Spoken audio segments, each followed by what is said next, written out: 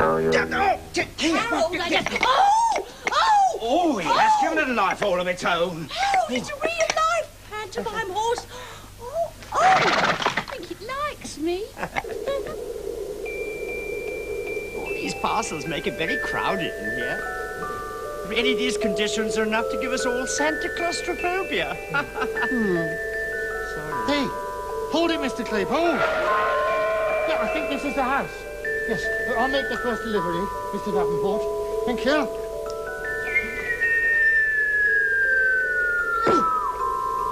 Oh, here goes. The first Rentasanta delivery. Ho, ho, ho! Hee, hee, hee! And what have we here? A nice surprise for little me. This next one's for the house just across the road. I think they would be delighted to see me in person. I shall materialize sitting at the bottom of the chimney. Ho, ho, ho! Well, well, well, what have we here? What have we got for... Ow! Ow! How did I know the fire would be there? Oh!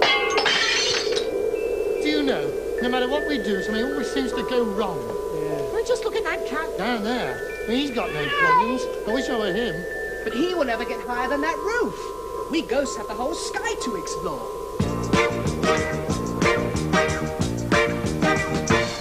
Would you like to swing on a star? Carry moonbeams home in a jar? You'd be better off than you are. Or would you rather be a mule? A mule is an animal with long furry ears. The brick covered everything he hears.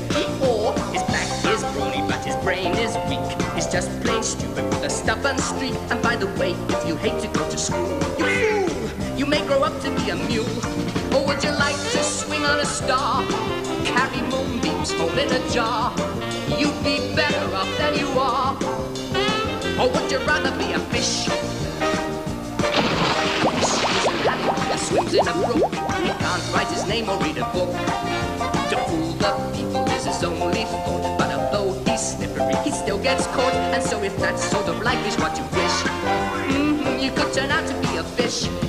And all the monkeys aren't in the zoo. Oh, oh, every day you meet quite a few. Oh, oh, oh, so you see, it's all up to you. Oh, oh, you could be better than you are. You could be swinging on a star.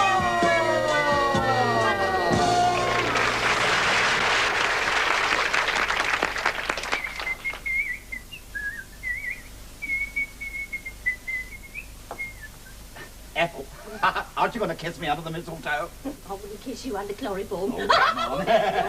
Under chloroform. Will you stop following me about like a pet dog? Oh, I thought I'd die of shame when it followed us all the way home, especially when it tried to get into the taxi with us. I can't imagine why it's taken such a liking to us. Here, keep away from those chrysanthemums. Oh, there's a second lot of flowers it's eaten. Look, I've just about had enough of this. Get out of this room. We want to eat our dinner in private without some idiotic panto nag breathing down our necks. Now, Ethel, just ignore it. Sit down, have our dinner, nothing's happened. Well, try a bit more crude in your soup, Oh, Sid. I don't know whether I seasoned it enough. Oh, How soon do you think it'll be before we can get rid of the HORSE? Well, Mr. Claypole's very busy, so I don't think we can get rid of the HORSE. Oh, will you get him out of this room? No way will I eat my dinner with a horse sitting at the table. Well, perhaps I could put it in the sitting room. Well, no, that's not a very good idea. There's a bear patch on the carpet where there's been grazing. Here, look, get it. Look, you rag stallion, you get off that seat before I turn them off on you. All right, Ethel. I shall go. I said I shall go. Sit. Oh, sorry again, Mr. Maker, but they told us at the department store Fred was out making deliveries or something. So I can't give him the Christmas cake I'd made for him, and I'm afraid it'll go stale if it isn't in something. And all the shops are shut, What so my I've got wife is perhaps... trying to say is, can you lend us a tin to keep the cake in? I think we've got one in the kitchen. So I'll just see if I can find it.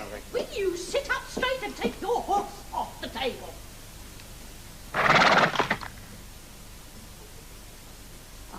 Phil, she's having dinner with a horse. Who is? Mrs. Meeker. This is a kind of a horse. Must be very fond of her. It keeps leaning over and nuzzling her neck. Probably trying to get at the straw in her head. I told you we shouldn't have come back to this nut house. There you are. Now, if you'll excuse me, my dinner is waiting. Well, don't choke on your nose bag, will you?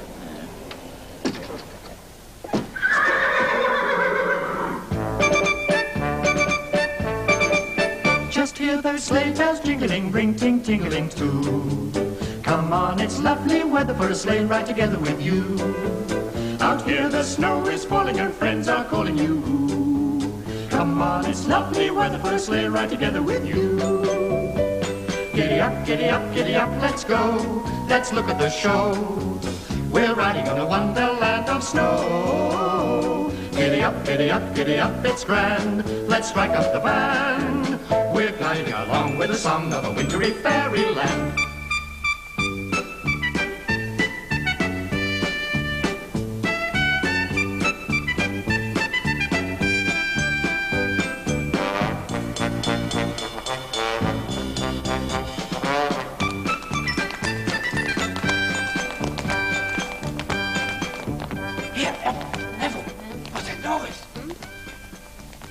Sounds like hailstones.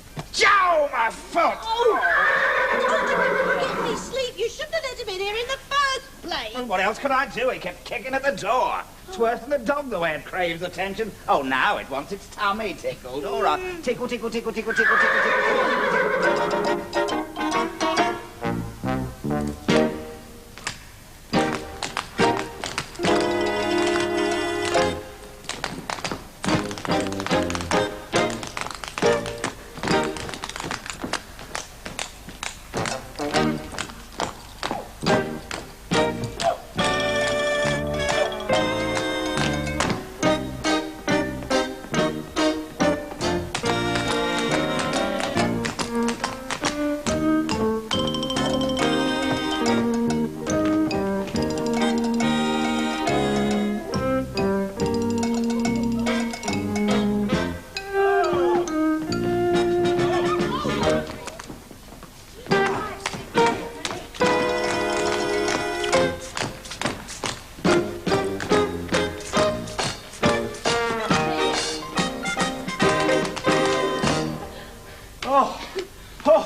Well, what does anybody think of that? Marjorie? Well, it doesn't start too well, but it does build up. Yes. To an anti-climax. Oh. I better take Dobbin for a little walk before he decides to jump on your lap again. Come on, Dobbin. Go on. I prostrate myself at your feet, oh glorious one. Mr. Claypole, why don't you go and haunt the fast lane of the M1? Wow! Well, reporting for rehearsals, Mr. Meeker. Not that you need us, now that you've got a real live panto horse. Well, never mind. You can both understudy Mr. Claypole in case he runs out of psychic energy. Now, we are doing scene 12. In that case, Mr. Mumford and I must rehearse it with Mr. Claypole. So there. All right. Look, I've heard of doing everything in triplicate, but this is ridiculous. Oh, now, don't you start, Ethel. Just get the lamp, please. All right, now with the dialogue. To win the Sultan's daughter. To win the Sultan's daughter, I shall need my genie's help. Genie, bring me forth the Sultan. Treasures he will find no fault in. To the Sultan you must fly. Give him these immediately. But that doesn't rhyme. All right, I know it. I'm a genie, not a poet. And what a genie. The kindest, finest slave a man could wish for. I've got a genial genie who is quite a genial genius. A very genial menial who never shouts or makes a fuss.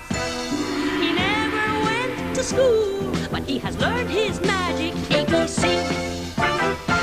And now he loves to slave for me and wait upon me constantly. He could build me a chocolate mountain or a glorious soda pop fountain. Oh yeah, we could ride on the rainbow together, and I'd shop for my favorite weather. Or he might whisk me off to Tahiti just to study the native graffiti. Or perhaps, though you may think it dubious, fly a bicycle over Vesuvius. So I've got a genial genie who is quite a genial genius. A very real mean